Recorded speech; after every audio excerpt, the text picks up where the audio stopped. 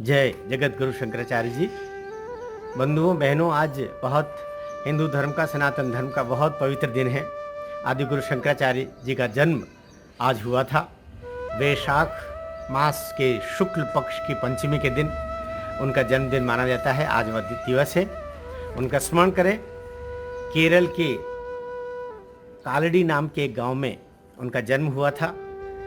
पिता शिव गुरु, माता विशिष्टा देवी, उनके परिवार में उनका जन्म हुआ। कहते कि विवाह के बहुत समय तक जब पुत्र पुत्री नहीं हुए, संतान नहीं हुई, तो इन्होंने शिव की तपस्या की, दोनों पति पत्नी ने।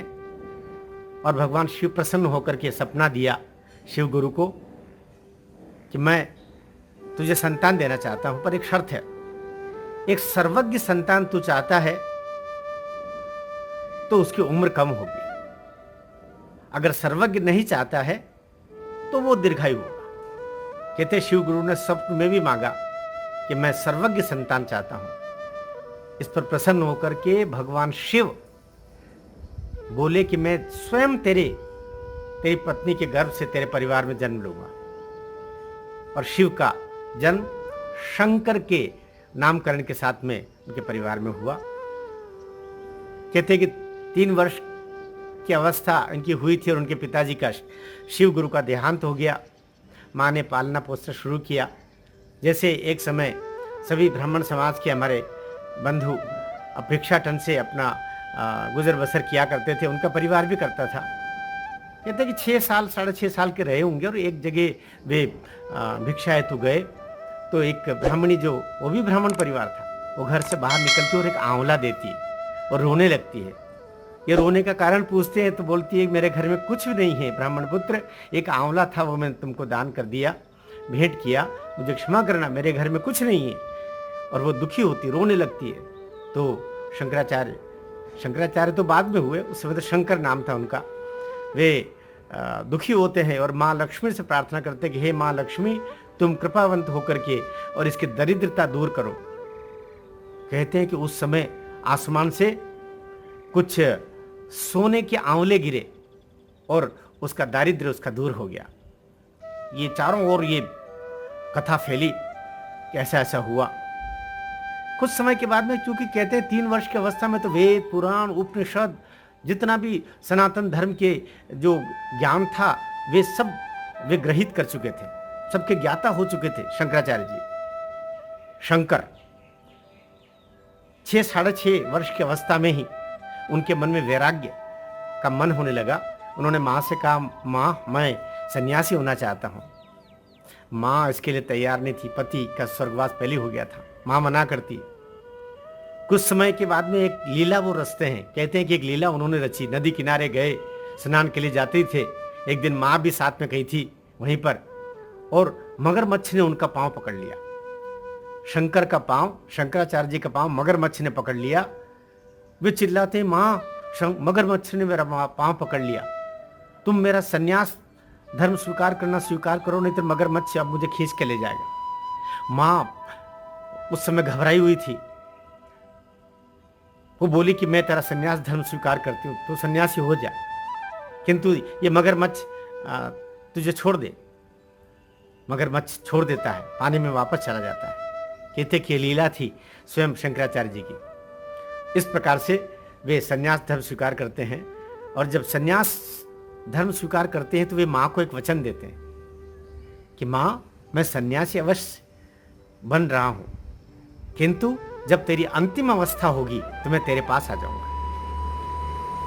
उस समय मैं तेरे पास रहूंगा, तुम निश्चिंत रहना, तुझे अनाथों की तरह नहीं मरने दूंगा। और कहते हैं कि जीवन के उत्तरार्ध में जब माँ मरणासन थी, मरने ही वाली थी, और शंकराचार्य जी वहां पहुंच गए थे और उन्होंने उनका जो अंतिम क्रियाकर्म होता है वो सब किया। और तब से एक परंपरा और चली। वहां के ब्राह्मणों ने विरोध किया, तुम सन्यासी बन गए हो, सन्यासी का कोई माता पिता नहीं होते, तुम ऐसा नहीं कर सकते। किंतु उन्होंने कहा कि मैं सन्यास धर्म ग्रहण करूं उससे पहले इस स्त्री को मैंने वचन दिया था, इसलिए उस वचन का मैं पालन कर रहा हूं। और अपने तर्कों से उन्होंने सभी ब्राह्मणों को चुप कर दिया और अपनी माँ का अंतिम क्रियाकर्म भी किया। और वहीं से एक परंपरा और डाली, उन्होंने अपने घर के आंगन में ही अपनी माँ का अग्नि संस्कार किया।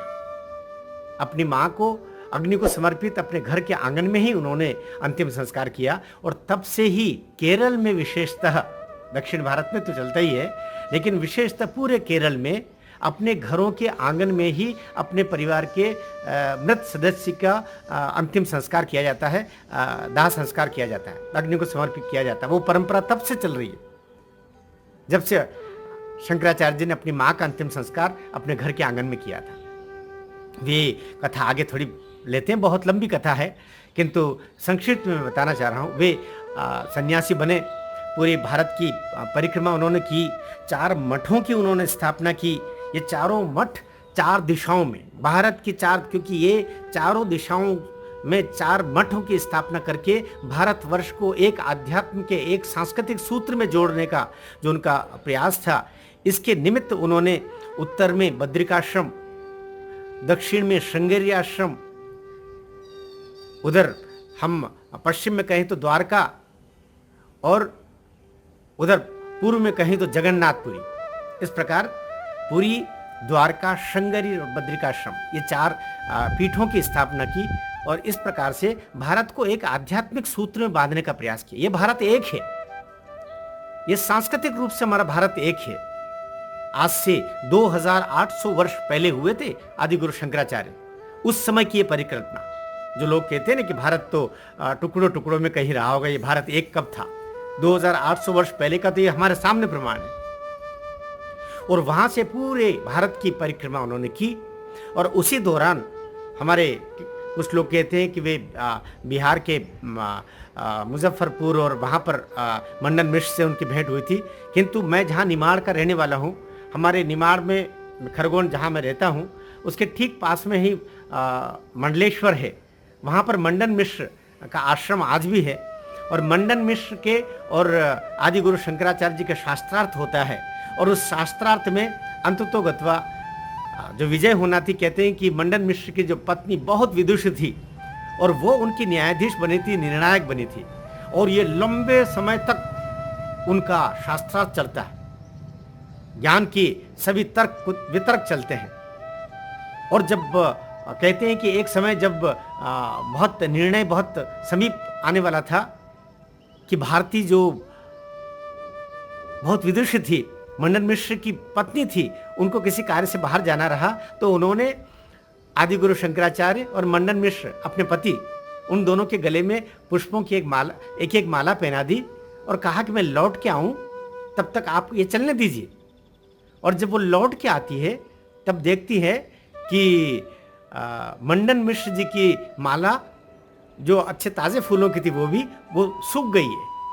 और आदि गुरु शंकराचार्य जी की माला यथावत वैसे की वैसी सुवासित है, फूल वैसे के वैसे ताजे हैं। भारती ने, जो मंडन मिश्र जी की पत्नी थी, विदुषी महिला, उसने मंडन मिश्र को पराजित घोषित किया और आदि गुरु शंकराचार्य को विजेता घोषित कर दिया। जब कारण पूछा तो वो बोली कि जब आपके हृदय में कोई क्रोध आता है, आप परेशान होते हैं, चिंता युक्त हो जाते हैं, तो आपके हृदय की ऊष्मा से वे फूल भी मुरझा जाएंगे। इसी कारण से आदि गुरु शंकराचार्य के फूल नहीं मुरझाए, क्योंकि वे न तो दुखी थे और न ही उनको क्रोध आया। और आपको मंडन मिश्र जी क्रोध भी आया, आप दुखी भी थे, परेशान भी थे, चिंतित भी थे अपनी हार जीत को लेके, इसलिए आपके गले की ये माला के पुष्प सब सूख गए। इस प्रकार से उन्होंने अपने पति को पराजित घोषित किया और शंकराचार्य जी को विजेता घोषित किया। ये कथा बड़ी मशहूर है, विख्यात है। सबसे बड़ी बात, एक बात पर हम आदि गुरु शंकराचार्य जी का स्मरण करते हुए, जो उन्होंने अद्वैतवाद का आरंभ किया, ये अद्वैतवाद के प्रवर्तक थे, अनुसरणकर्ता नहीं थे। अद्वैतवाद, केवल अद्वैतवाद, ये समझ लीजिए कि एक द्वैत होता है, एक अद्वैत होता है। अद्वैत ये आत्मा और परमात्मा अद्वैत हैं, दोनों अलग अलग नहीं है।